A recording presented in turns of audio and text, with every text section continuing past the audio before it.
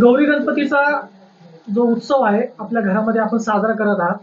या कार्यक्रमाच्या निमित्तानं आपल्या घरामध्ये काही डेकोरेशन सादर केलेले आहे. त्या डेकोरेशनच्या माध्यमातून आपण समाजाला काय मेसेज देण्याचा प्रयत्न करताय?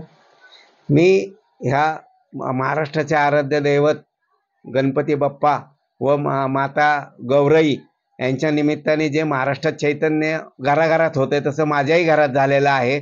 मी ह्या निमित्ताने कृष्ण जन्म सोहळा आपल्यासमोर सादर केलेला आहे आणि कृष्ण सोहळा सादर करत असताना देवकी वासुदेव कंसाच्या जेलमध्ये कृष्णाचा जन्म होतो. जन्म झाल्यानंतर ते नदी यमुना नदी पार करून कृष्णाला नंदनवनात सोडून येतात आणि तिथून पुढे त्याची रासलीला सुरू होते. मग त्याचा नागाचा वध असो किंवा रासलीला असो हे सादर करण्याचा आम्ही छोटा